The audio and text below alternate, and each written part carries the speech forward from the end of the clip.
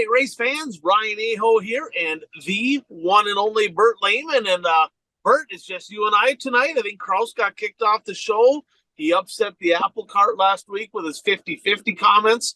We do have a follow-up on that. No, actually, he has some sports stuff going on with, I think, his daughter here tonight, so he wasn't able to join us, but pretty sure he'll be back next week to stir the pot like he always does. So, episode 196 brought to you by our friends over at Impact Health Sharing.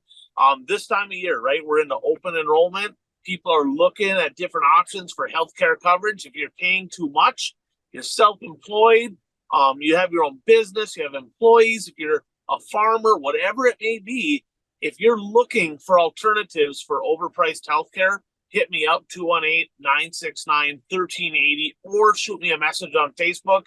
I can get you a quick quote, been able to save people thousands of dollars. So, Bert, any racing for you this week live and in living color or just online? Just online for me this weekend. I did go to a sporting event, but it was not racing. Yeah, football's kind of stupid. I'm a big football fan. When the Vikings are winning, I'm lying. I watch every game, but my goodness, yeah, you got to see a good comeback there for your old Green Bay Packers. You must have got a text message there, I'm guessing, just a second ago. You kind of yes, I did. Froze up just a little bit, so we're gonna have to teach you. When I get together with you, I'm gonna teach you how to do that focus deal to where you don't have that happening. Damn people, and they're texting us when we're doing the show. Now, so we'll talk about the races. I know you watched a bunch online. We'll get into some of that.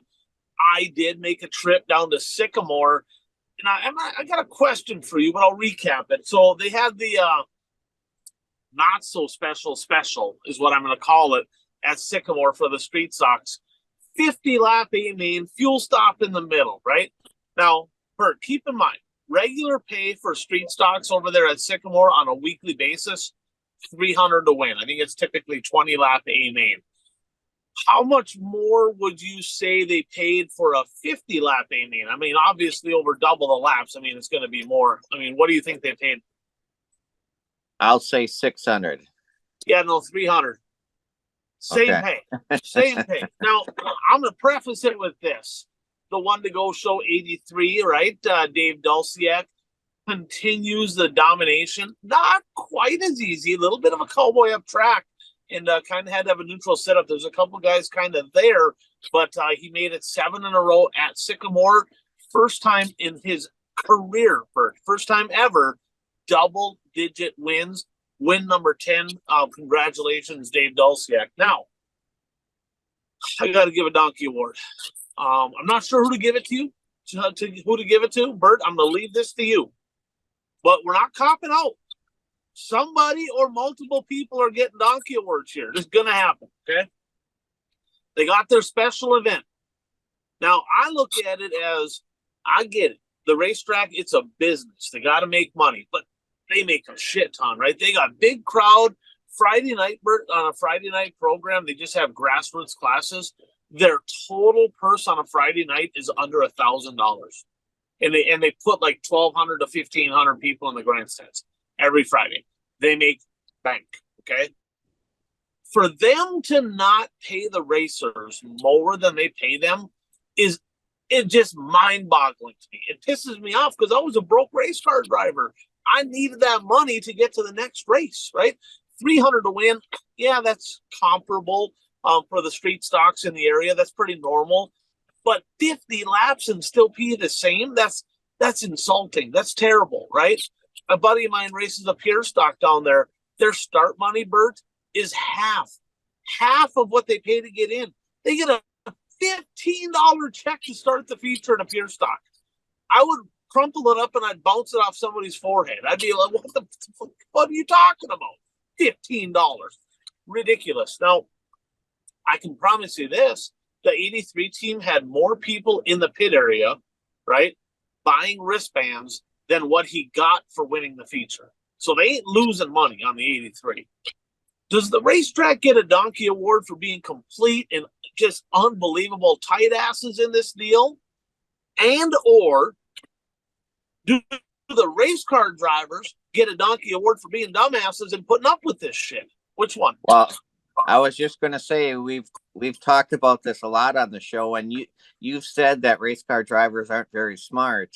Um, from the track's perspective, you know, if they're gonna come anyway, they don't have to raise the purse. But I mean, yeah, I mean, I think there should be a common ground in the middle where the track raises the purse a little bit, and the drivers continue to come and support the event.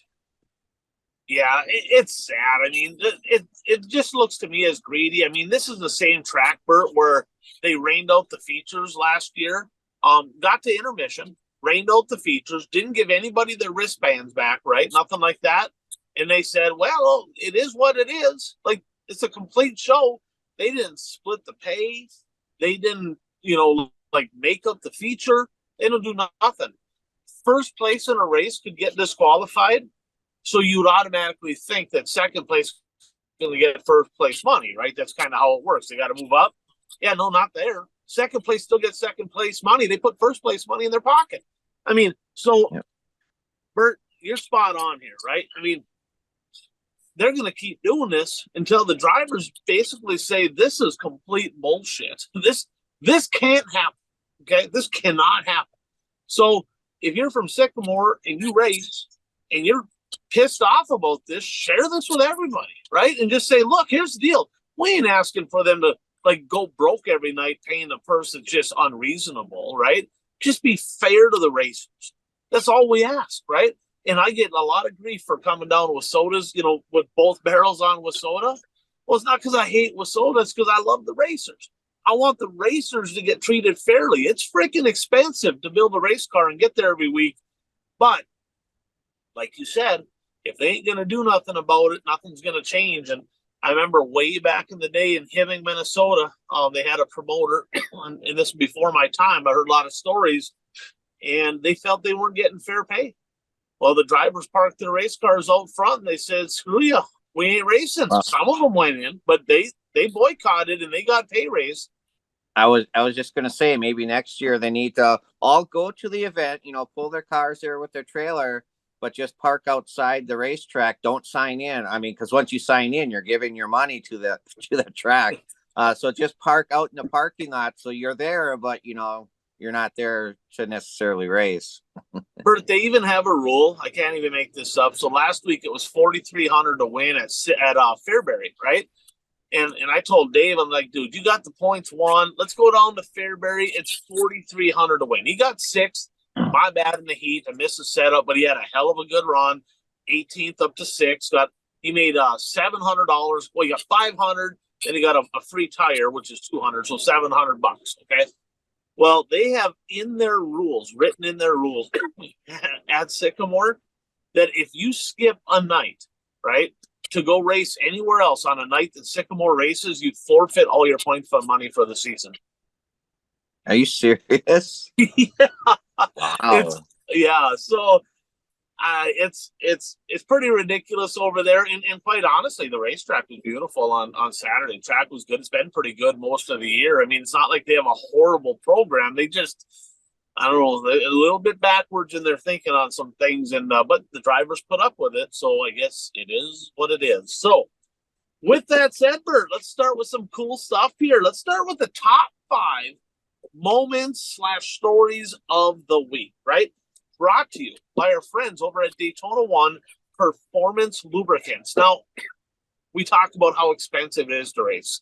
This group of people, specifically Buck, Chad, they are extremely passionate about reducing the amount of money people have to spend to do this great hobby called dirt track racing.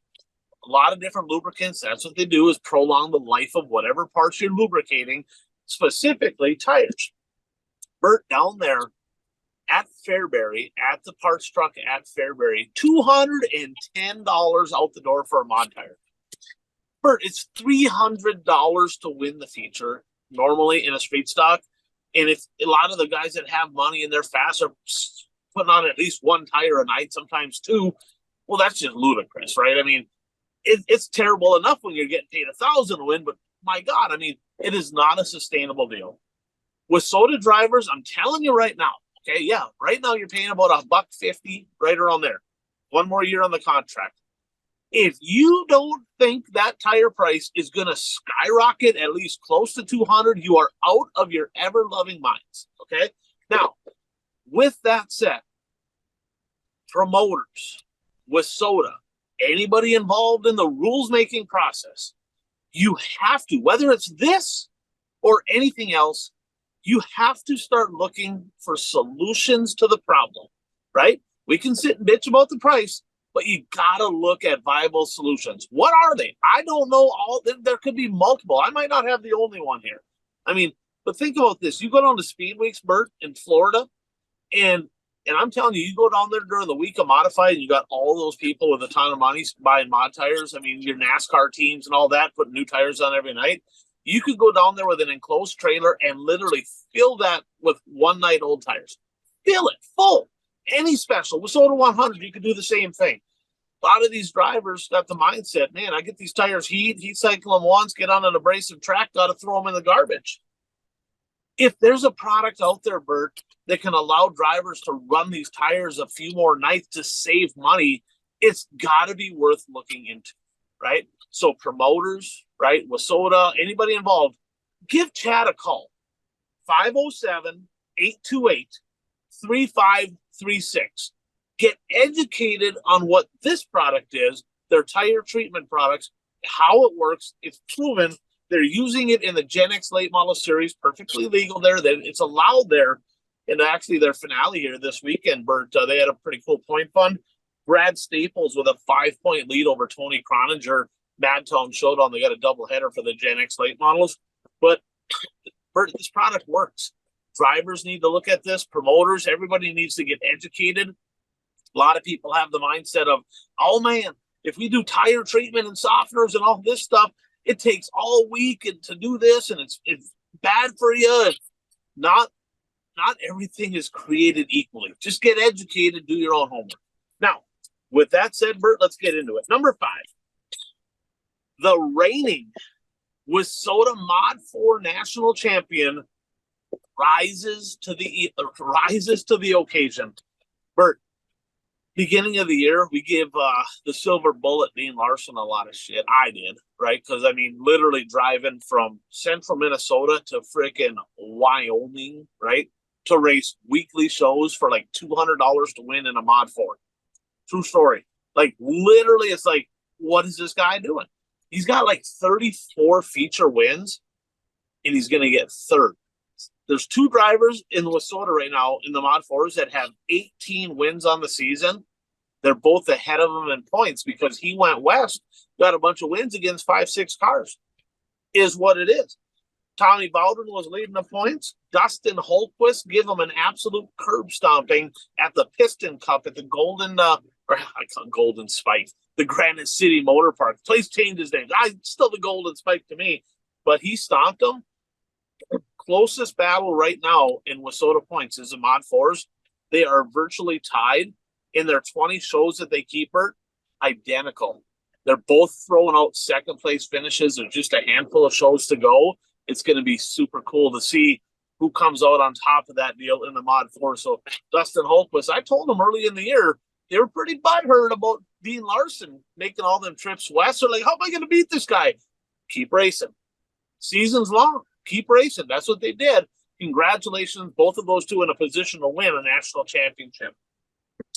Number 4, Bert, let's go to your neck of the woods. You didn't go. We both watched, but possibly the race of the week. This one was a dandy. Talk about it. Yeah, 141 Speedway in Francis Creek. They had a 2-day special, the Creek Classic, which is I don't know the story behind it, but I believe it was a track worker passed away several years ago, and this special was created in honor of him. So it was a 2-night event, 2 complete shows, a complete show each night. But in the IMCA stock car feature on Saturday night, it had to have been at least the last 5 laps, if not more. They were racing 3 wide all the way around the track. I mean, high, middle, and low. John Adams, Luke Lemons, and Alec Crapser. They were battling back and forth, racing 3 wide, and John Adams held on at the end. He only won by inches. I mean, it wasn't much. I mean, actually, when they crossed the line, I'm thinking, well, it kind of depends where their transponders are, because the transponders aren't at on the nose of the car; they're further back. So, you know, you can have a situation where the nose of a car actually crosses first, but that car doesn't win because by the time the transponder crosses, the other car gets ahead of them. But John Adams got the win, and Luke Lemons has won a lot of big races. So to hold off Luke Lemons, that's quite an accomplishment for John Adams. Yeah, he won by like a piece of paper. I mean, it was close. When I first watched it, I'm like, Lemons got him. He won. And then they're like, no, he didn't win. I'm like, well, how the hell is that? But the camera was at a little bit of an angle. And I'm like, wow. And it was freaking close. And there was a caution that made it green-white checkered that Crasper was actually working the bottom side of the speedway. I mean, just with precision. And on the restart, he got shuffled. He got put on the outside on the Delaware. He wasn't as good up there. So it was a two-man race the last 2 laps. But it had to have been 15 laps 3 wide. I mean, that was incredible. I typically say, dry slick racetracks are kind of boring. It was dry slick, but there was a hint of something on the bottom, a little bit of something, not a cushion, but just a little something on top. And then you had Lemons there rolling the middle. And he kind of looked like old Dave Dulciak rolling the middle at Fairbury there. But, I mean, unbelievable race. That was really good. I'm glad you told me to watch that 141, they tend to water the high, it's a little bit heavier than a miss, but they'll water the high side of the track in between every feature to try to keep a groove up there. Yeah, I thought the race was really good. And then the mods come out, right? And I'm like, and you told me, you said, you got to watch the mods, watch everything, watch before, watch after, watch the restarts, watch everything, right? And Benji LaCrosse leading the feature, gets into lap traffic. And this is kind of a you make the call. If I had to call it, he was impatient. I think that he probably forced it in there, in my opinion, on the lapper. Doesn't make a lot of mistakes typically. Benji's a hell of a race car driver. And that was my initial reaction too. It was like I thought he forced it a little bit, but what the scuttlebutt I heard afterwards was that the track was starting to take rubber, so you couldn't pass on the outside. You had to stay low. So but I mean, with the experience that Benji has, you just don't see that type of mistake too often. No, well, then they said they have a no-fault caution rule, so to speak. And I think if you had to make a call, it was probably going that way anyway. So they called it on 54. He's got to go to the back. And I'm watching this, and I'm like, what the hell is this guy doing? He's like, everybody's lined up. He's literally like 3/4 of a straightaway ahead of the pack, just kind of driving around, right? And the announcer is not saying nothing. And like, the announcer's not like talking about it. Nothing's happening. All of a sudden, I look, and down in turn 1, there's must have been some debris on a track or something down there. Corner worker runs out on the track to get the debris. Right. They throw the green flag, and all of a sudden they're like, yellow, that guy's running off the track. I'm like, oh my God, somebody's going to freaking die. I don't want to see this, right? So they escape that, and Benji still doesn't get in line. He still stays in the middle, like, what is he doing, right? And he just kind of does his own thing, and they get to the end of the race, and 54 is pulling into victory lane. I'm like, what the hell is going on? Like, did he win? Like, the announcer literally, he's not talking about the winner, victory lane, nothing. He literally, the race is over. He starts announcing the lineup for the next race. I'm like, what the hell's going on? This guy's going into victory lane. Did he win? Is it like, why is he down there? And then they show a little bit later that he came off and the other guy came on. I'm like, the announcer literally just like sat there like with his blinders on, like not talking about nothing. I'm like, this is the craziest shit I've ever seen. What's up with that at 190, at 141 over there? Well, I mean, actually, the announcer is one of the co-owners of the track. That's Toby Cruz that does the announcing. And but yeah, I mean, he didn't say anything. I mean, well, even after the wreck, he didn't really say anything. And then at the last minute, he said, we have a rule that, if you come to a stop on the track, you go to the back. And well, I didn't find out until today that they no longer have the tap out rule, because I was thinking, well, why didn't the other guy, if because it was a slower car, Benji was trying to lap that car, if the lapper could have tapped out, but I found out that they no longer have that tap out rule. They got rid of that at some point this summer, just like a month ago or so. But yeah, I mean, and then, I didn't, well, I didn't watch the race live. And on Facebook Saturday night, somebody had posted a picture in Victory Lane, but they said, but he's not the winner. And I'm thinking, what are you talking about? So then when I watched the race, I saw what happened. But the funny thing is, Benji actually, not only did he go to Victory Lane, but he also scaled. He went across the scale, and then he drove up into Victory Lane, took his helmet off, and then, he must have sat there, I would say, for at least a minute before anybody even went over and talked to him and said, what are you doing? And then eventually he pulled off, and he was actually pulling off the track on the lap that the 4-cylinder race was going to go green. So he was kind of driving alongside those cars. So, but yeah, you don't see Benji react too often like that. This is the second time in the last month, because remember, he was involved in that incident at Seymour. And so yeah, it was quite the scene.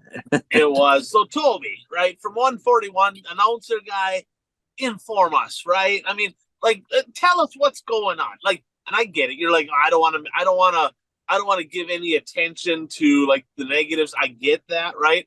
But it's entertaining. It's show business. Make it a show. Use it to your advantage. Let us know what's going on. But yeah, craziness nonetheless. And I mean, I told you this in a text that this is just my personal opinion. 141 to me kind of has a philosophy of, if we don't say anything about it, it didn't happen, and there won't be any controversy. Yeah, maybe not. I mean, maybe that's a theory, but I'm like, what the hell is going on here? So number 3, Bert, have you seen the movie Cool Runnings? Yes, I feel very Olympic today. Yes, sir. Do you remember the part where they're in the qualifying there? It's like, you knew what you had to do, and you choked. It was there for the taking, and you choked. Chad Becker, come on down, guy. He was literally 10 points behind Tyler Peterson with a chance to close the gap on one of his best tracks, right? Had the lead. Tyler Peterson put some pressure on him. Becker, TPO's in everybody's head. In Chad's defense, TPO's the fastest late model in Wissota by far in 2023. It just is what it is. In his head, right? Completely in his head. And when he got to the inside of Becker, he kind of moved around on him. He was a sitting duck. I think TPO is going to win. Chad messed up, and he don't do it often. That guy, I'm telling you what, Bert, is a guy that is just ultra smooth. He does not make a lot of mistakes. I mean, when he gets out front and leads, it's very rare for him to just miss his mark completely. And he did it 2 laps in a row. And Tyler Peterson took advantage. And if Becker wins that, it's a 4-point difference with 3 shows to go. It's now a 14-point difference with 3 shows to go.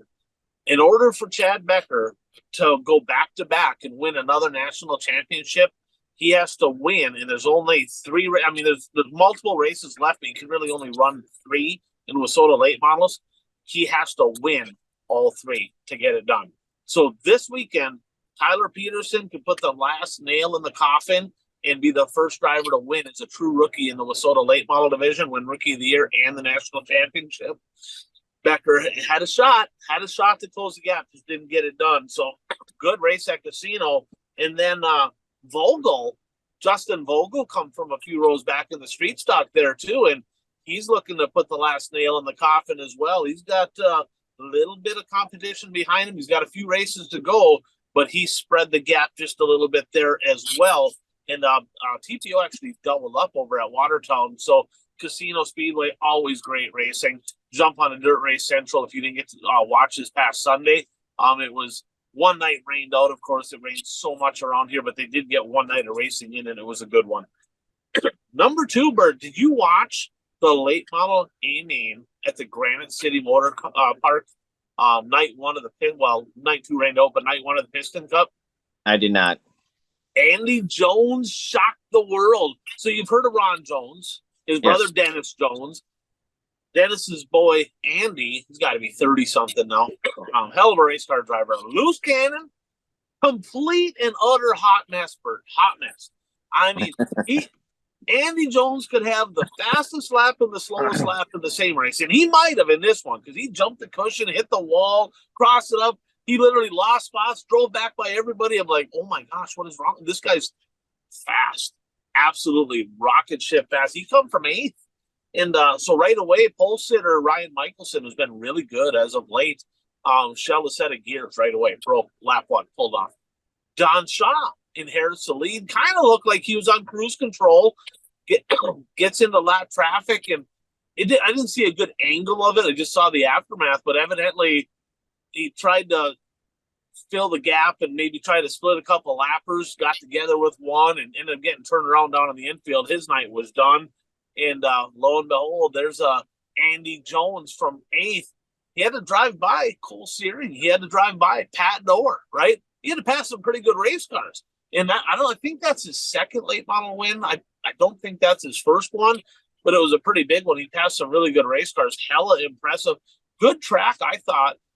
Entertaining racetrack. Granite City struggled really bad beginning of the year with new clay. It was rough. It was just a debacle. And it was a little bit of chop, right? Because they did get some rain. Cushion on the top. The track was fast, multiple lanes. Street stock race was really good. Midwest Mod race was good. Mod race for a little while there between Kane and Ishins. Dave Kane, kind of looking like the Dave Kane of old. He was fast. But hats off Granite City Motor Park with a good program. But Andy Jones was the show. Super fun to watch. Very, very talented race car driver. I've known that family for many, many years, and he's you just don't know what the kid's gonna do, but he's always gonna get every last little bit out of the race car that he can, and he did it again this past Friday night. So let's jump on to number 1, Bert. This one is pretty cool because there's just so much hype in Wissota country about the Thunder City Speedway in Thunder Bay. So the number 1 moment of the week, brought to you by our friends over at Zulie's Race Engines. Of course, tons of wins again this week by Zulie's Race Engines, including a couple of them north of the border. David Simpson doubling up in the Midwest Mods up there. But if you can't beat them, join them, right? You're looking for dependability. You're looking for speed. You got to have a good power plant. Check out Zulie's Race Engines, and you'll be glad you did. But the number 1 moment of the week, Bert, the Thunder Bay Truck Center Dirt Track Nationals. First thing I'm going to start with is the Donkey Award. To this guy right here, me. I wanted to go. I kind of planned it. I talked to my dispatcher. I'm like, I'd like to make the trip up there. Going to see if maybe my dad wanted to go. Beginning of the week, I look at the weather, 90% chance of rain. I'm like, well, shit, that ain't going to happen. Like, I'll just go wherever. And I'm going to Sycamore. Well, weathermen are wrong once in a while, Bert. Turns out that I probably should have been patient and went because it was a hell of a good show. They raced Thursday, Friday, Saturday, Sunday. Thursday they had like a Midwest Mod, A-Mod, or Midwest Mod Super Stock, like a challenge deal, and just some practice and some other stuff going on. Rick Simpson took a hell of a tumble up there. He's been fast in the Super, and he fought the tire, and the tire won. Let's put that. He hit that deal, and I don't think he raced the Supra the rest of the weekend. Friday night, Midwest Mod, I'll start with the Midwest Mods. Cole Chernosky, who we talk about him, Bert, he's been incredible. I mean, he won night number 1 in the Midwest Mod, and so probably the best race of the week. There's some good ones up there, Bert, but Shane Howell, remember old Cowboy? We talked about him quite a bit last year. He led the race. slipped back and lap traffic, and then I think he shelled the motor. Jamie Davis takes the lead, and it looks like he's going to win. They get into lap traffic, and it's a bee's nest, right? They're high, low. I mean, there's lappers everywhere. And Chernosky's there, and Jamie zigged when he should have zagged. He went high, Chernosky went low. Chernosky takes a win. Crowd on their feet. Hometown boy parks it in victory lane, first day main of the weekend. Super Stocks, 7A, started on the front row. He parked it in victory lane. What a surprise, Shane Sobraski, right? That's kind of a shocker. Shane Sobraski started on the pole in the modified too. Bert, what do you suppose happened there? Same thing. No, he did not win. In fact, he kind of had a shitty night in the modified. So he gets out to the lead. Hell of a good race up front. Him and Brandon Kopp kind of swapping the lead. Brandon Kopp carving the high side. Sobraski smooth and calculating on the bottom. Here comes Topazzini, local guy up there from Thunder Bay. Don Topazzini. I think he started 3 rows, maybe 4 rows back, and they just kept saying, oh, he got by another one. He got by another one. Well, he actually went by both of those guys kind of at the same time and drove off into the sunset, the Thunder Bay hometown, by putting it to your national point leader, absolutely thumping them. In fact, it was him, Walkowski, and then Cole Chernosky in his first ever time in a modified. Bert, he got third. So the top 3 all Thunder Bay drivers. It's a tip of the cap to the friends from north of the border up there protecting the home turf. But it's not quite what happened. There's more to the story. So Brandon Kopp is running third. Sobraski's running second. Delaware restart. Sobraski takes the outside because that's where Brandon had been running, right? Brandon decides to monster truck a tractor tire and destroys half the field. I love me some Brandon Kopp. He's one of my favorite guys to watch, but that was an oops. He literally drove over that deal and tore a bunch of stuff up. It sounds like a whole bunch of people up in Thunder Bay kind of pitched in and helped him get it back together. I mean, just a great culture up there. Sobraski gets second, though. Goes across the scales, Bert. 43 pounds light. 43 pounds light. They ran out of fuel. What are you doing? Right? Like, what are we doing? 40 left. How do you run out of fuel? So they evidently they did not calculate their math properly. So Shane Sobraski, that team as a whole, got to give you a donkey award. You can't be. I mean, I believe that Topazzini might have run out of fuel also, Bert, because he got pushed, but he wasn't light, right? So yeah, come on, Shane, you've been racing long enough. I mean, we all make mistakes, but come on, that's not the first time he's been light this year. By the way, he was light down in Arizona too, so it happens. But man, oh man, that's a pretty spendy one right there. Saturday, Midwest or street stock. So they had street stocks up there too, Bert. They have their own street stock class, but they are switching in 2024 to Wissota street stocks. So national point contender Tucker Peterson made the trip up north of the border. No points on the line. There was just no other place to go. So he went up north of the border. He got second night 1, and he won night number 2. So kind of a cool thing to see a Wissota guy go up there. Now, Midwest Mods, they rained out the feature on Saturday. They ran a doubleheader on Sunday. Zuli Power underneath the hood. David Simpson doubling up, stealing one from Chernosky. Come from a few cars back to chase him down. So David Simpson, a great run for him.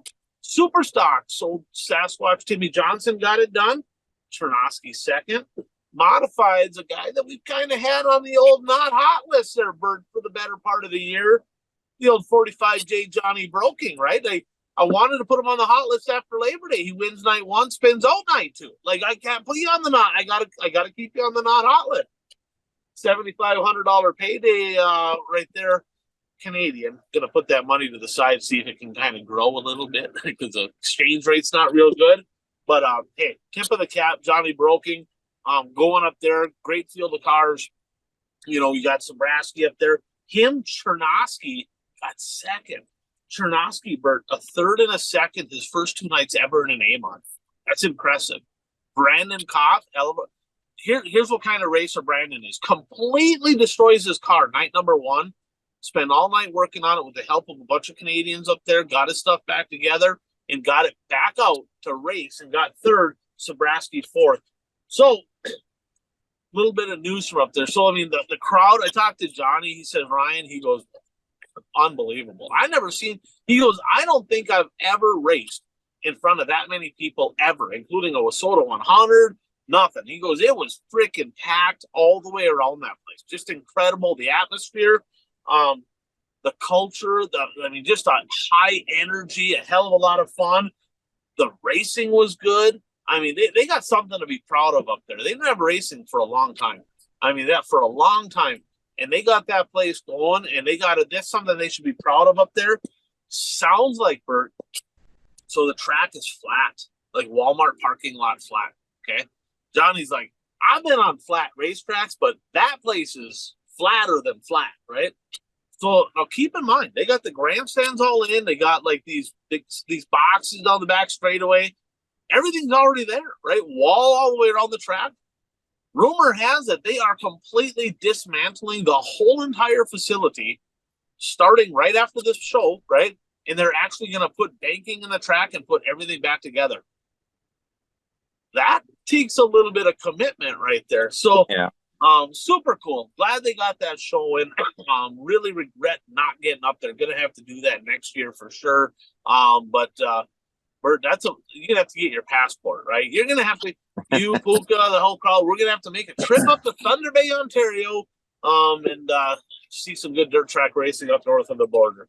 So let's jump into a little hot laps, hot takes, brought to you by our friend Brad Parson.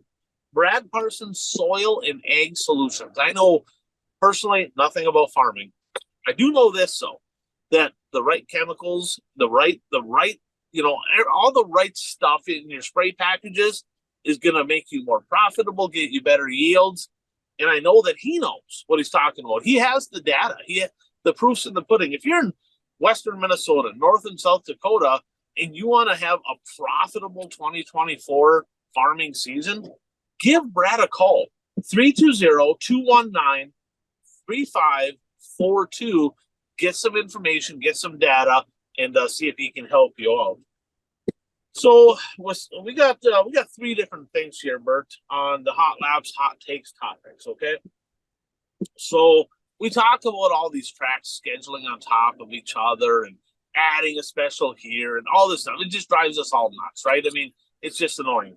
Well, this past weekend, the Red Cedar Speedway was supposed to have the Mater on Thursday, and in the Punky Manor Friday, Saturday. And of course, Mother Nature did not cooperate. Now, I honestly, I didn't watch it. I was going to watch the features, but I got a bunch of mail. Like, they dicked around on Thursday. They should have got it. All that. I don't know. I didn't see it. Yeah, I don't know. Yeah, I got an email too, and I don't know. I wasn't watching it either. I was just going to watch the feature. And so with that said, one thing leads to another, and they're like, okay, we have option A and we have option B. Okay. Option A is we're going to cancel it. We're going to call it a day, give everybody their money back, move on. And it is what it is. Okay. Very easy to do. Okay. Option B is we're going to reschedule this. Well, keep in mind, there's only a few weeks left of the Wasota season, right? There's only so many weeks left. So they decide that they're going to reschedule it for what would be the second weekend of October, directly on top of the Can-Am Clash in Superior, Wisconsin at the Gondiklah Speedway. Gotta be honest with you, I mean, I love that place, I do, but I kind of giggled a little bit when I saw it. I did. I got a bunch of people going, I can't believe they're doing that. It's like, it's Chris Steppen's show. He schedules shit on top of people all the time. What are you talking about? They got a show next weekend that they're doing. Like, I don't feel bad for the guy. It just is what it is, right? I mean, he literally does it all the time. So karma's a bitch, right? But on the flip side, that event's happened, one time in 7 tries? It's the middle of October in Superior, Wisconsin. There's better chance of me going to the moon than fricking that race happening. I mean, maybe it's supposed to be nice this weekend. Who knows? But so part of me is like, all right, it's kind of funny. It is what it is. Sucks for Superior. Part of me is like, well, Superior probably ain't going to race, but they might. But then I find out, Bert, that another track, Bemidji, right? they have the Paul Bunyan Stampede that also rained out this weekend. Bert, they were told by Wissota they couldn't reschedule theirs. What the fuck? What are we talking about? Like, this is why people get sick of Wissota. How can you let one track reschedule a race and then tell the very next track, nope, can't let you reschedule it? How is that a thing? Right? How is that a thing? So take personal feelings aside and this show and that show. Just do the same thing for. Is it that complicated, Bert, to do the same thing for everybody? If we're gonna let you reschedule, yes, then you can. If you're not allowed to reschedule, well, then you can't either. Is that too much to ask? Is that a hard thing? Maybe I'm misguided here. What is your thoughts on specifically that part of it? I mean, first I want to say, when I first heard that, the Mater race was going to be rescheduled along with the Punky, I didn't have a problem with that. I mean, it's a long-standing special, and I don't have a problem with that. But now that I found out that another track wanted to reschedule and they're not allowed to. No, I mean, you have to have the same rules for all the tracks. I mean, if Red Cedar is allowed to reschedule, then Bemidji should be allowed to reschedule. Yeah, and quite honestly, that's the whole thing. All we're asking for is treat everybody the same. It's not complicated. Now, let's say that they call Bemidji and say, hey, if you want to reschedule it, fine. I don't think this event at the Red Cedar Speedway is going to have a huge impact on the Can-Am Clash. I mean, I went back and I looked at the cars that were in Superior the last time they ran the Can-Am Clash. Will it take a couple cars away? Yeah, maybe, right? It's still almost 150 miles away, right? So a lot of them guys aren't going to come up anyway.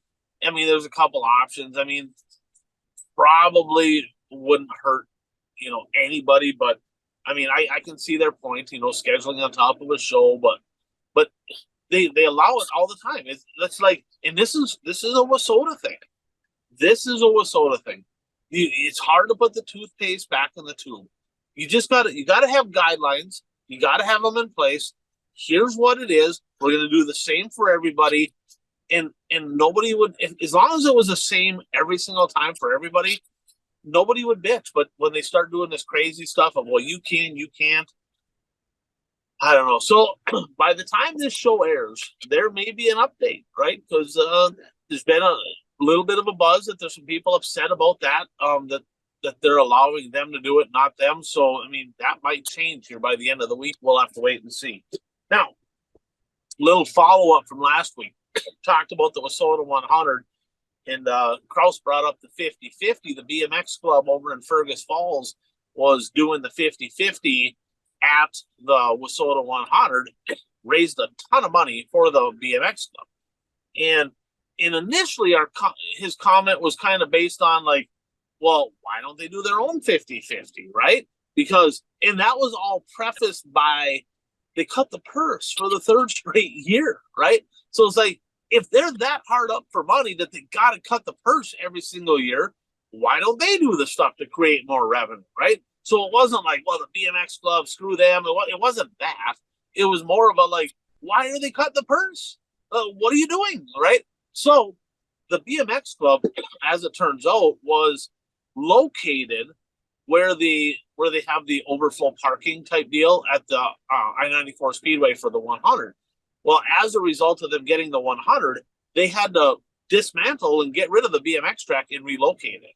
So Wissota and I-94 Speedway, they got together and they said, look, here's what we'll do. We'll allow you to do the 50-50 to help generate money because we know it costs money to relocate all this.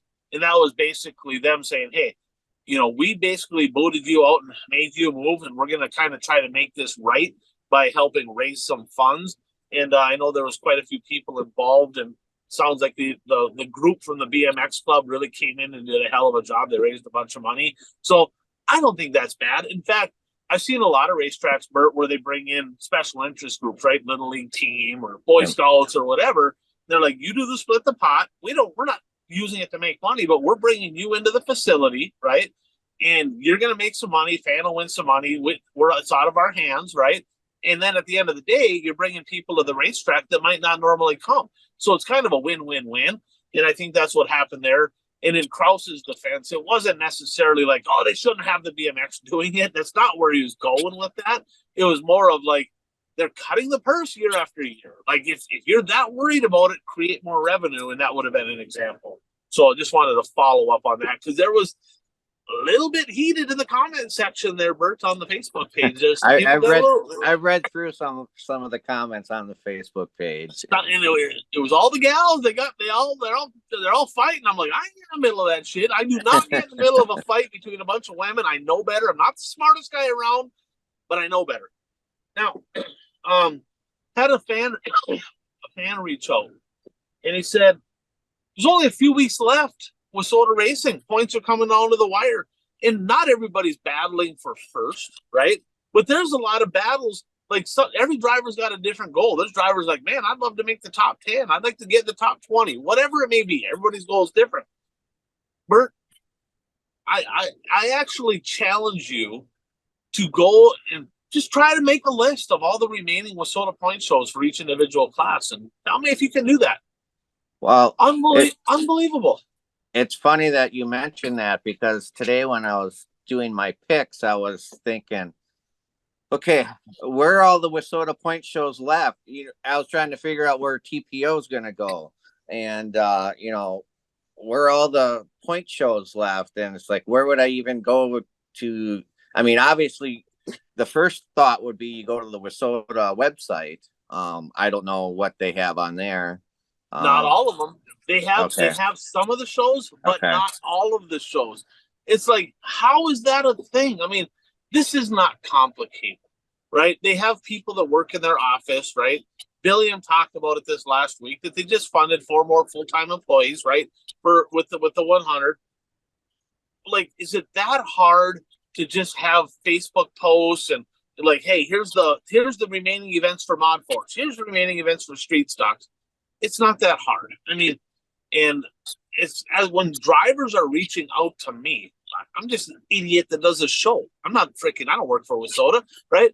They're going, where can I race? I'm like, well, what do you mean, where can you race? Like, isn't it on WISSOTA's page? No, I can't find it anywhere.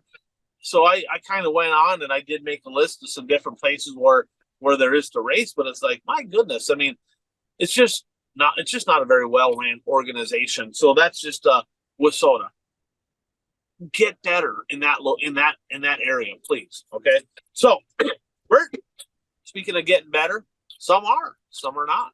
That's where we get into the who's hot and who's not, right?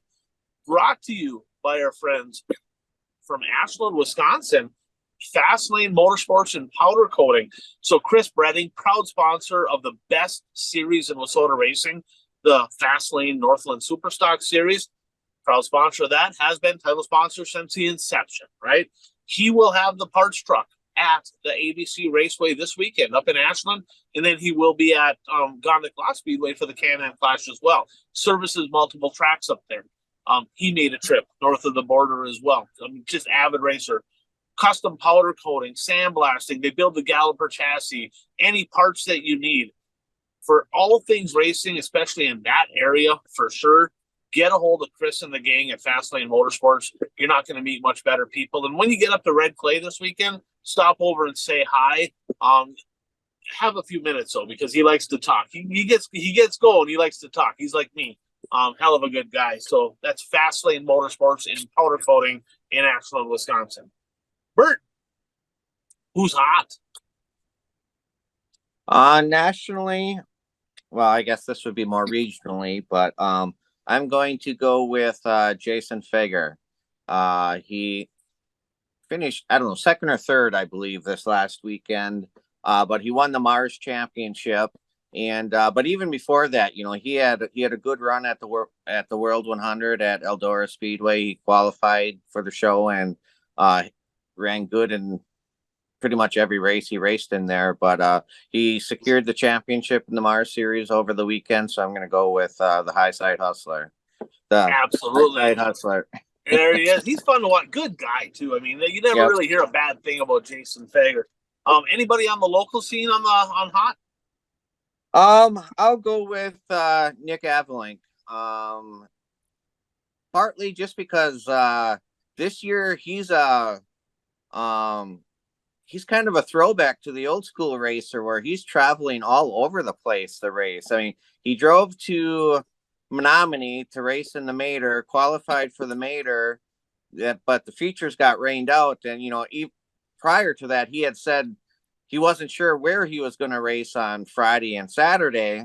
But well, actually, Thursday got rained out at the Mater, so he stayed in Menominee he skipped the Dirt Kings race, stayed in Menominee to race in the Mater because that got pushed back a night, and then that got canceled early enough on Saturday, so then he drove to Plymouth, Wisconsin to race in the Dirt Kings race and won that on Saturday night. Yeah, it's fun to see, and he travels well, right? It's not like he's just traveling; he's traveling and he's contending for wins and winning races. I'm gonna go a couple low lying fruit. I mean, obviously RTJ, right? He won again, right? At Brownstown. Second night won, one night two. Didn't quite dominate. I mean, he had some heavy pressure there, but man, he's been good. I mean, and Pierce is back this weekend too, so that's gonna be fun to see. Tyler Peterson, right? Doubles up not only at the Wissota 100, now he doubled up at Casino as well. Just sealed. Basically, it's not mathematically done yet, right? But he's about sealed the deal in the late model. Looks like he's pretty much locked in the second in the modified division, and one of those deals where coulda, shoulda, woulda. If you had a race at Modmore, maybe he would have been contending for that one as well. But Tyler Peterson's, I mean, he's made a few mistakes, right? I mean, it just happened. I mean, he races freaking hard. He is clearly the national champion isn't always the clear-cut, like, number one fastest car in Wissota. That's not always how it works, right? He is. He is, and he has been since the beginning of the year. That late model has been the fastest car in Wissota all year long. I mean, even at the beginning of the year, he ran just a couple shows. Then he goes to Challenge Series shows and drives by Pat Dorr while Pat Dorr is hot. That's doing something. So Tyler Peterson, definitely hot. Jason Vandekamp, this one from a buddy of mine, Nick. He actually said, "Hey, you better put old Vandy on the hot list there." I mean, invitational season, Bert. He got, other than the Labor Day shootout, that just didn't go well. But he won the Classic. He got a first one night, second the other night at the Northern Nationals. He won all 3 nights at the Legendary. He got second at the Piston Cup. Other than Hibbing, right, which that's a whole nother story, right? Other than Hibbing, he ain't been out of the top 2 in invitational time. So that could be a guy right there to keep an eye on at the Red Clay Classic. That's Jason Vandekamp. Then I'm going to go, I had this guy in the not hot list most of the year. I got to put Johnny Broken on the hot list, right? I mean, he won Labor Day, not quite. I mean, didn't quite have the postseason he was wanted, but he went up to Thunder Bay, big money on the line, $7,500 to win, parks it in Victory Lane. That's a tip of the cap to my buddy Johnny. Back on the hot list. Congratulations. And the Wolverine, Justin Vogel, who just a month ago, he was second and it looked like he was going to have some work cut out for him, but he has clearly just catapulted himself to the top of the national title race in the Wissota Street Stocks. So Vogel on the hot list as well. So, not hot. Go ahead. Well, before I get to the not hot, I should also mention that Nick Avalink did win the Dirt Kings championship. So he's won the championship every year except for one that the Dirt Kings series has been run. And the year that he didn't win it, he didn't follow the tour. So every year that he's followed the tour, he's won the championship. There's no question that he's the mark in eastern Wisconsin, and I would argue that he's the mark in all of Wisconsin because he comes over to Cedar Lake and all them tracks, and he's that guy. So Nick Anvlik, hell of a year. Yep, I agree. Not hot nationally. I'm going to. He's been on not hot list before. I'm going to go with Turbo Tyler Erb. I enjoy watching Turbo race, but he just not the same this year. I mean, obviously, he lost, his crew chief earlier in the year, so that could be having a big impact. But this past weekend he finished, I believe, 22nd on the first night, and then 17th the next night, and that's just not turbo like racing. All is good in the racing world when Turbo's competitive and he's not. Yeah. National late model racing's been good. It's been good, but Turbo's got he's just having one of those. He's lost his dad at the end of last year too. Yeah. Lost his crew, so maybe he's just trying to figure it all out. He's fun to watch. I have a feeling that he ain't done. He'll bounce back. And this past weekend, I saw he was racing with two different cars. He had his regular paint scheme on Thursday night. Then he had his World 100 car out on Saturday or on Saturday night. So, I don't know if there were issues with the first car, but if it's just because the car doesn't feel right, that means they're searching, and it's never good when you're searching. No, for sure. Anybody locally? Locally, I'll go with Taylor Scheffler.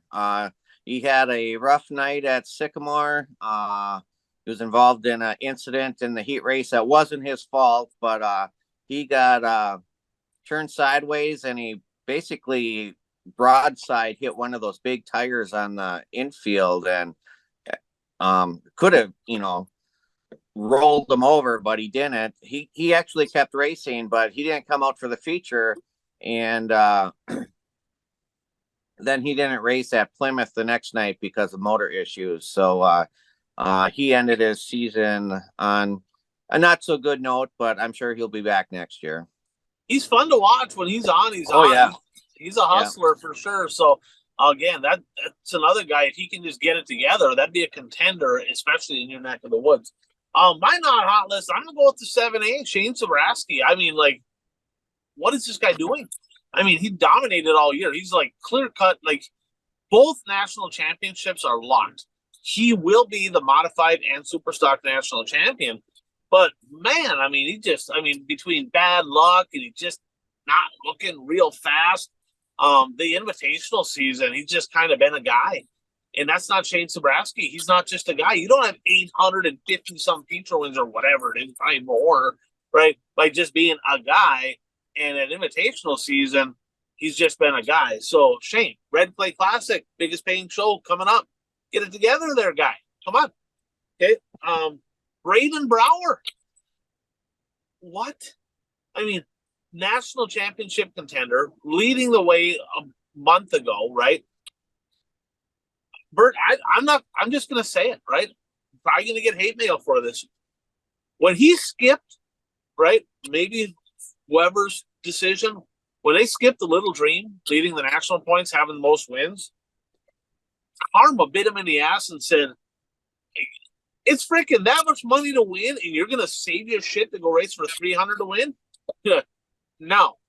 And ever since then, it's just kind of like spiraled, and he's kind of went downhill, and it looks like Vogel's going to steal a national title from him. So street stock drivers, if you're a contender, if you're fast and you don't go to the Little Dream, what are you talking about? And his season is kind of downhill spiraled since then. Not that he hasn't won a few races, but man, oh man, I expected a big postseason from him, and I haven't. And where is Pat Dorbeck? He started the beginning of the year it's like, I don't know that this guy going to finish out of the top 3 all year. And he just kind of, now he's just kind of there. He's always going to be a guy that's battling for top 3s, 5s. But as good as he was to start the season, now the Fall Classic is still coming up. And Pat Doherty, what does he do? He wins Fall Classic, so he'll probably do that. But just interesting on a couple drivers there. So special season is here, Bert, in our neck of the woods. Excuse me. Little cough, as always, unfortunately. So special season is here. A few weeks left in the Wissota racing season. A little recap here. Buy raceshirts.com. If you need hats, shirts, right, hoodies, any kind of apparel, buyraceshirts.com. That's where you're going to go to check that out. Full Racers, Buy Racers. So the national points updates, Bert, late models, we talked about it. Tyler Peterson, 14-point lead. All he needs to do is either win one or Chad Becker lose one this weekend, and it is over. Got it won. Modified, Sobraski, 2023 was Soda Modified National Champ. Tyler Peterson locked into second. There is a battle for third between Joe Thomas, Johnny Broking, and Brady Gurnis. So 3 drivers can get third. Superstocks, Shane Sobraski, national champ.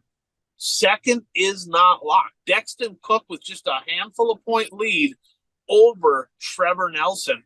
And I would anticipate this weekend, Trevor Nelson probably, I'm going to guess they're probably both going to Madison, Bert, because it's doubleheader at Madison and they both need the points. I don't know that for sure. You got Fergus, right? You got a couple different things, but second up for grabs. Midwest Mods, Zach Benson finally got that postseason win. I kind of called that. Second, there's too many drivers to list. I mean, from second to fifth, it's just a bee's nest. So we'll see what happens there. Street Stocks, Vogel extended his lead. Brower in second. Tucker Peterson, Bert, is right behind Brower. Mathematically, Tucker Peterson could go from third to first and win this thing. It's not over. He could still win this thing. He could also slide in the second ahead of Brower. So keep an eye on that Street Stock battle. Mod 4s, Dustin Holquist, Tommy Bowden, currently tied with a handful of shows left. And Josh Byrne, national champion in the Pure Stock from Bemidji. Justin Barsness, youngster from Grand Rapids, your 2023 Hornet national champion. So this week, Bert, in our area, the show's coming up. The big one, right? The Red Clay Classic, ABC Raceway, Ashland, Wisconsin. Usually the weather's miserable, right? Terrible, cold. It's supposed to be in the 70s. 70-plus degree weather in Ashland. This time, like, you got to go, right? I had a guy reach out to me from, let's just say that some people picked this guy to win at Fergus this weekend, and he ain't probably going to be there, okay? And he's like, what do you think of Ashland? I'm like, place sucks. Never won there. Shithole. Terrible. I'm like, I'm just kidding. Any track that I haven't won at obviously sucks. It's just got to be the track, right? I'm like, why are you thinking about going? He goes, yeah. I said, well, the payout's incredible. The culture there is awesome, right? You know, it's kind of a flatter track, but it's a bull ring, so you can kind of race. He goes, I think I'm going to go. And you know what he said? Here was his reason.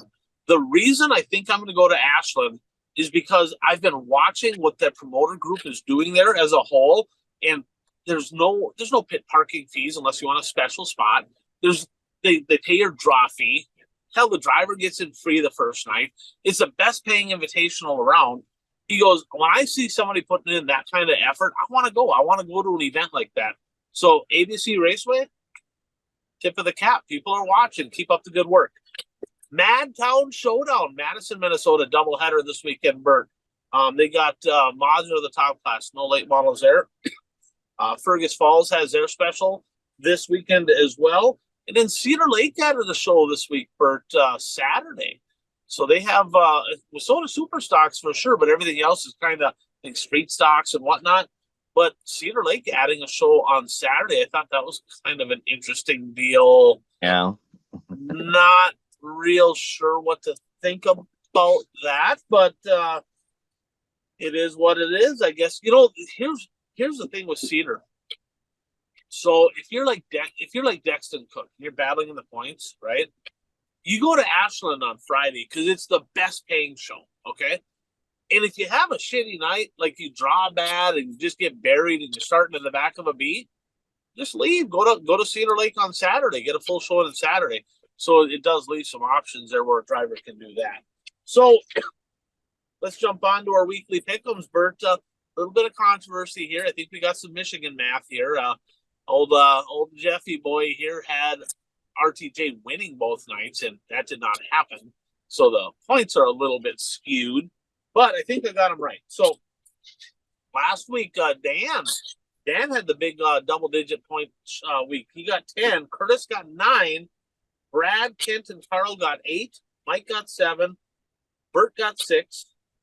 I got 4. The only thing that makes me feel better about my 4 is the fact that Jeff's in our pick'ems. Even with his creative math and all that, he still only got 1. So I don't know, right? Now, last week we picked the Lucas Oil late models at Brownstown. Marlar won night 1, RTJ won night 2. Marlar battled early, broke on night 2. And Huddy came from 8th or 10th, took the lead, and RTJ sniped him back at the end there and drove off to yet another win for the 20 RT. Did you watch Brownstown? Pretty good racing, actually. I thought it was pretty I watched Brownstown, and I wasn't real impressed with the first night of racing. I mean, it was good, but the second night was better. I mean, they reworked the track before the feature the second night, so there was a cushion the second night, and so I mean, it seems like the only time you see Huddy fast is when there's a cushion, and and when there's a cushion, he can move to the front. But yeah, that race, I thought it was good. The way they were going on the parade laps, I thought the track was going to get rough, and it was a little rough, but it didn't get nearly as bad as what I thought it was going to. Yeah, I kind of thought the same thing. And the cushion went away the last few laps, and I don't know if it took rubber. I don't think it took rubber, but RTJ got pretty darn quick through the middle, and I thought overall a pretty good race over there. World of Outlaw Sprint Cars, got to be honest, didn't watch it. Did you watch the Woo Sprints? They had 2 races. They ran at Eldora. They ran at Sharon. At Eldora, Rico Abreu got first, Gravel second, Giovanni Selzi third. Brad Sweet won at Sharon, and then second was Gravel, third was Gio. So 2 of the 3 drivers, or 2 of the 4 drivers, were on the podium both nights. And this week's a big one for they got a lot of big money on the line. We're doing the show on Tuesday there at Lernerville, $50,000 to win for the high limit, and then $75,000 to win this weekend at Mechanicsburg at Williams Grove for the National. What is it? The National Open, or I think is what it is. I'm not sure what the name is. Yeah, so $75,000 to win. So that's a lot of money on the line. Featherlight Fall Jamboree down at Deer Creek, Bert. They got 1 night in, second night, third night rained out, postponed to next year. Guy that was pretty quiet most of last year has been really good the second half of this year for sure. Rocket Rodney Sanders extending that USMTS point lead, and boy, I don't know. There can't be many shows left, so he's got to be itching for a really big payday at the end of the year there. So, Red Cedar Speedway, everything rained out. Jamestown, everything rained out. Dirt Kings, Sycamore, that was what? Troy Springborn? Did he win at Sycamore? No, Springborn was third. Rich Bell won. And yeah, that's right. Dale Markham was second, and then Springborn was third. And Jordan Yagi was fourth, and then Yagi finished third the next night at Plymouth. So he had 2 good runs with the Dirt King. That's a good weekend for Yagi. He don't race a lot, and a couple local guys there. That Rich Bell and Dale Markham actually. I actually BS with him quite a bit there. He's good buddies with Dave Dulciak, so great to see him with a runner-up finish. And he didn't seem real happy about it. So I didn't get to watch. Did you watch that race? Did he have a shot to win it? I don't remember it being that close, where he would be upset about something. But this was either the 4th or 5th time Dirt Kings has raced at Sycamore, and this is the first time that a local guy from down there won it. Otherwise, it's always been Travelers. Yeah, Nick Anveling stayed home. Sorry, guys. It just is what it is, right? All right. Yeah, you talked about Anveling winning the championship. Mars late models, you talked about it, right? The championship went to Jason Fager. We were going to pick 2 nights of the Mars late models at Tri-City and Modmania. They got 1 night in, and Mike Harrison doubling up. A little bit bitter. I messaged him, and I was hoping to find out if he was bringing both cars. I was going to pick him in the modifieds, Bert. Yeah, it didn't quite work out because I didn't hear from him, but he got it done. Harrison, multi-time UMP mod champ, fun to watch. So the points, I think this is right. Curtis at 190, Bert at 182, Blink 182 for Bert, Dan at 169, Brad at 167, Mike at 162. Kent at 154. The old 71A here at 149. I'm not in last, but close. And Carl at 137, and good old Jeffy at 126. Not doing so hot. This week, Bert, the races that we're going to pick, we talked about it, the high limit sprints tonight. Race might be over by now. I'm not sure. That is at Lernerville, 50 grand to win for the sprints. Castro Flow Racing Night in America from Tyler County on Wednesday. We're going to pick that. Lucas Oil Dirt Late Models. Jeff put down Highway 7. It's Raceway 7. And the Pittsburgher. Now, quick little trivia here for you. 1997, Pittsburgher. Scott Bloomquist was the leader. Who passed him to win in 1997? Berkey? Rick Auckland. Oh. Old Wissota guy. Rick Auckland, the former winner of the Pittsburgher. We're going to pick World of Outlaw late models. They got a double header at Atomic. Red Clay Classic, late models, mods, Supers, Midwest mods, and we're going to pick at Fergus the lates and the mods as well. So we'll jump into the last lap here, Bert. Brought to you by Dirt Track Supply. Trevor and Ron Anderson, great people over in Watertown, South Dakota. They build the aero chassis. Both of them have had great success in dirt track racing, both on and off the track. And these guys, I mean, they're just great ambassadors to the sport. If you're in that neck of the woods, they ship stuff too, right? But if you need tires, if you need safety equipment, parts, fab work done, body work done, whatever, right? Get a hold of these guys. They do a great job. They're just great people. They love racing. That's Dirt Track Supply, Watertown, South Dakota. Bert, some sad news. In my neck of the woods, right? Up on the Iron Range, Hibbing, specifically Hibbing. Long-time late model driver, Tom Wazaleski. Iconic red 1W, Beltline Body Shop racing stables. Died in his sleep here a couple nights ago. Health related. I think he was kind of battling some health stuff. Tom Wazaleski, father-in-law to Kyle Peterlin. So Kyle said, man, he's such a great grandpa. It's going to be a real tough deal. Thoughts and prayers go out to friends, family, everybody involved with Tom Wazaleski. And, you know, a few years back, his crew chief, best friend, Mike Baumgartner, passed, had some, feel like he's in a wheelchair, like an ALS or something along them lines. And it just was a bad deal seeing him go. And thinking back, you know, me and my pit guy Changa, Jim's been on here with us. We used to do stick signals. Jim was my stick signal guy in Hibbing. Well, Bomber used to grab our stick signals for the late models, and he'd be up there giving signals to Wazoo, right? And I'd be up there watching the track, and all of a sudden, Wazoo'd start coming in on the bottom. He was so good on the bottom in Hibbing. And you could tell when he got the bottom working, I'm like, oh, they're in trouble. Because we started 12th, and it's like, I felt like we were so good on the bottom there. So he'd win on the bottom, and Kelly Esty go win on the bottom. Then he'd give our signal sticks back, and I'd go win on the bottom. But, man, just a lot of years. I think he started racing in about 1980. And, I mean, literally, my whole life and going to the Hibbing Raceway, I remember Tom Wazaleski being there. His kids both raced, Mike and Tommy Jr., and just a really bad deal. Then a day or two later, Thad Johannesson, who's just everybody up on the Iron Range in Hibbing, they all know Thad. Great guy. He lives down in Nashville now. His son, 29 or 30 years old, tragically lost his life. I don't know a lot of details exactly of what happened there, so I don't want to speculate and get into whatever. But man, it's to lose a child, and that's part of the racing family. And then my pit guy, today, just before I got on the show, my pit guy's his better half's dad, tragically 62 years old, unexpectedly lost his life. It's like enough, right? So where I'm going with all that is all of us, we're all critical, we bicker, and we're like, this needs to be better, and we bitch about this, and we're happy about that.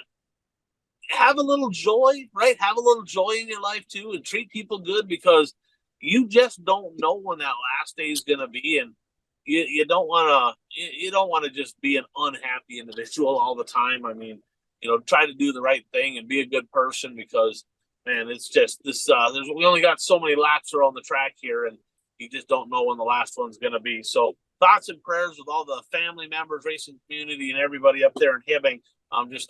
Just a miserable work. They say everything goes in threes. Well, that's three. That's enough. That's enough. Okay, we give. That's enough.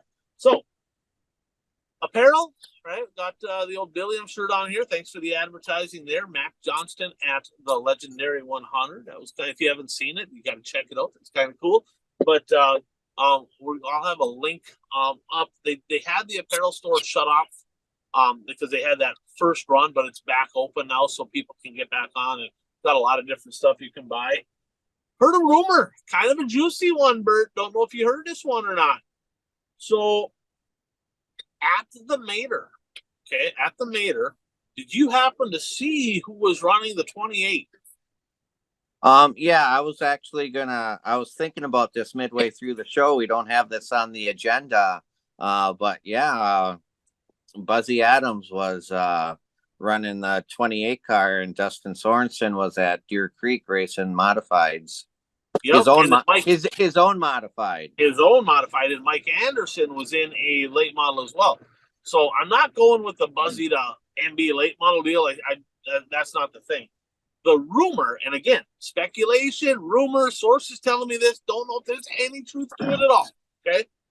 The rumor going around down at Deer Creek this past weekend, and a few people reached out to me, is Dustin Sorensen has a pair of Longhorn late models coming for 2024. So that is quite interesting. So we will stay on top of it and see if we can figure out if that is accurate or not accurate. But that's kind of juicy. That's a juicy one. I'm like, you don't want to mention it. I heard it from a couple of people. Again, speculation. I have not like got it from the horse's mouth, right? But that's the rumor going around. Rumor over in your neck of the woods, Anago, Langley County Speedway. Oh, well, I think that, well, that's more than a rumor. Just from what I've heard, I mean, it's more than a rumor in the sense that there's actually meetings taking place to try to get. I don't know if they would do weekly racing, but more racing during the summer than just one show per year, like they've been racing for like the last 10 years or so. So there's a group of people who are meeting, and I don't know if they're working with the county, but they're trying to bring racing back to Langley County Speedway in Anago. Yeah, that would be cool. And rumor has it that they'd be running some late model shows over there as well. So I don't know if that's true or not true, but we'll keep an eye on that. Little follow-up from last week. We talked about that bad call with Becker.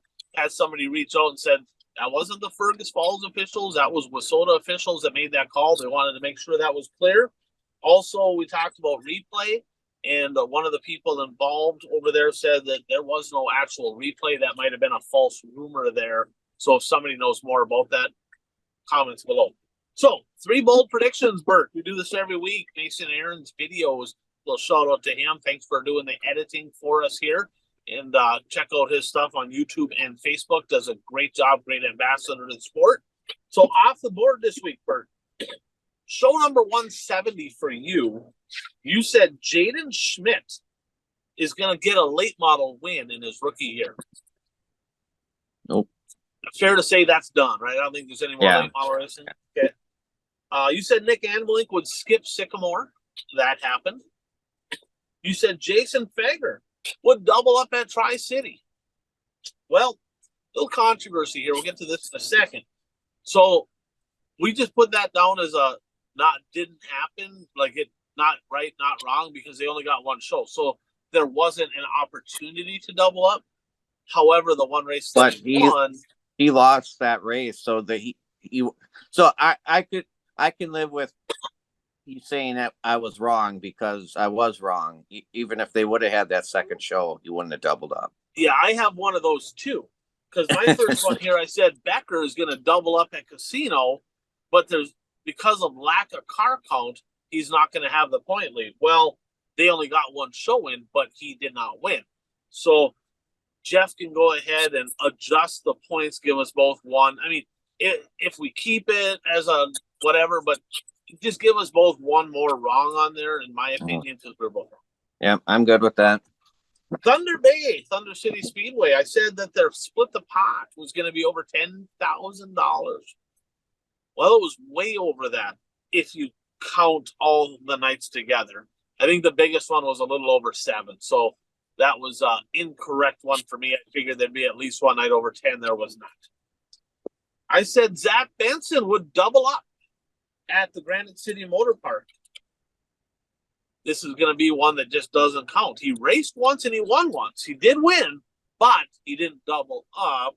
So that one is just it's off the board, but it's not it's just like a fall ball or whatever. Okay. Kraus, Coach Kraus, 4 of 7 will double up. Well, there's no doubling up if they only race one night, so that's off the board. But he did say no Longhorn will finish on the podium at Brownstown. What?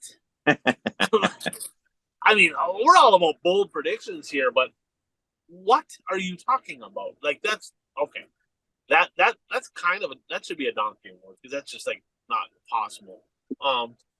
We had a fan say that Shane Sabraski would win 3 of 4 at the Piston Cup.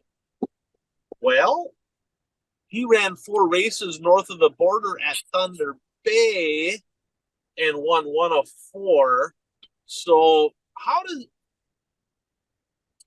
we're going to give him wrong on this, right? Because he wasn't there, and he did have 4 opportunities to win. He only won 1 of the 4. What's your thoughts on that? Say that again. Well, he said Sabraski's going to win 3 of 4 at the Piston Cup. First of all, he didn't go. He went to Thunder Bay. Oh, well, and then he got it wrong. Right. And second of all, he won 1 of 4 in Thunder Bay. So he also said RTJ would win 2 at Brownstown. Close, but not close enough. So right now, unless we have to do a little adjusting here, Bert, you're at 40%.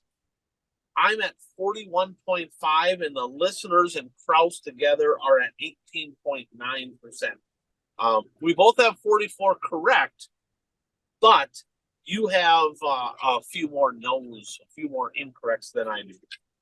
So this week, Bert, I got 1. We don't have Kraus on here today.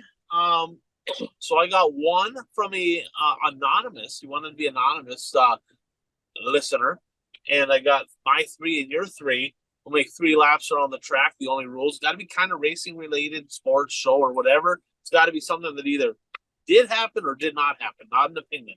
So, Bert, your first bold prediction of the week. I'm going to go to the Red Clay Classic and say that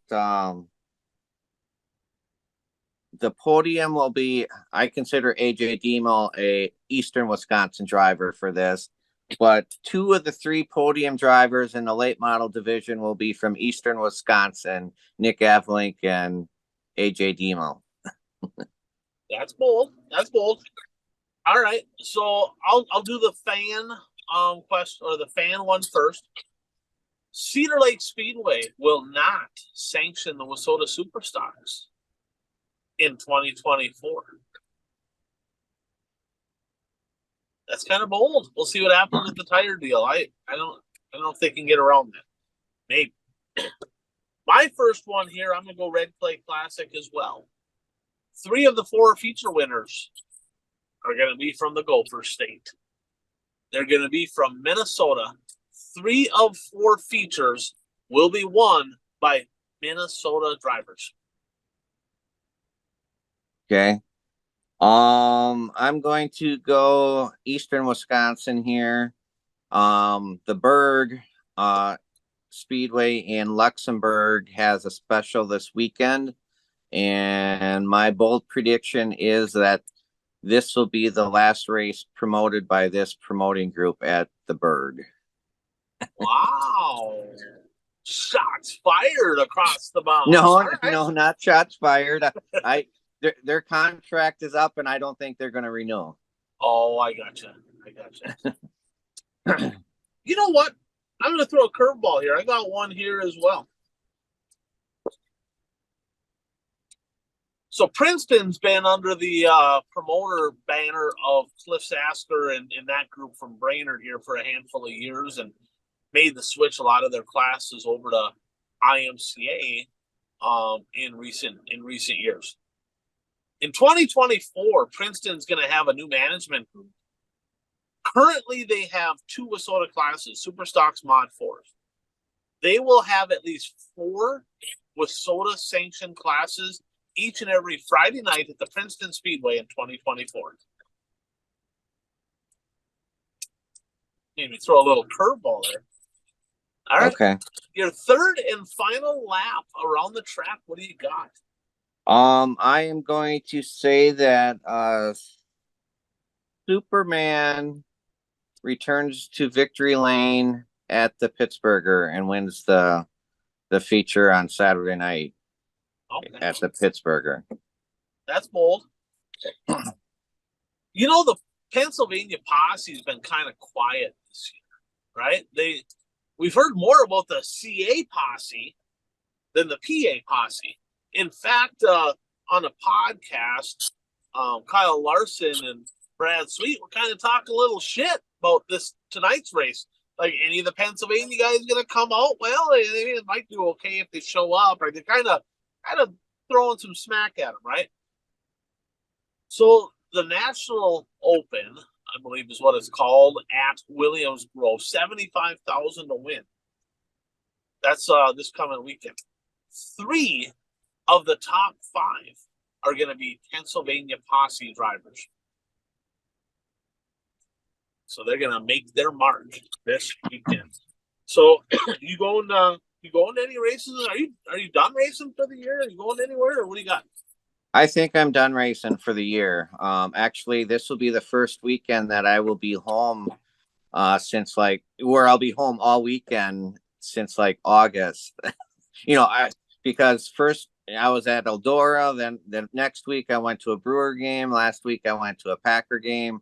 So I have some yard work and some other stuff I need to get done.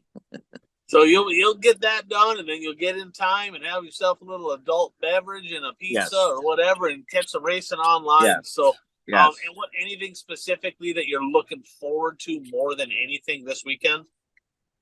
I'm looking forward to Ashland because, obviously I follow Nick Avalink how he does when he travels out west, and he usually does pretty well at Ashland to begin with. He's won that race in the past, and I believe he finished second last year.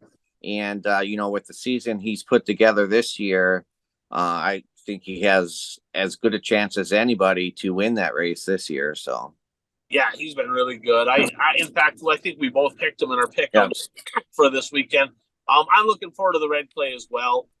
It's going to be a great turnout. I talked to a lot of people that are going, and I'm kind of curious to see if one of those Thunder Bay cars can come down and find victory lane between the Super, the Midwest Mod, and the Modified. They got some hitters up there, and I'm telling you right now, when the racing culture is good in Thunder Bay, Ashland, Hibbing, Proctor, Superior, they all benefit, because they come down in droves between the drivers and the fans. So, and with the weather looking good, I think it's going to be a great event. I'd love to get there this weekend. I'm not sure where I'm going to end up yet, but the Red Clay Classic. And if you can't be there, try to get there. But if you can't be there, I believe that one's going to be on Dirt Race Central. You're going to want to check it out. So, again, thanks to all of our sponsors. Always fun chatting racing. Hope you all enjoyed the show. Put any comments down below. Like, share, subscribe if you're on YouTube. And we'll see you all next week.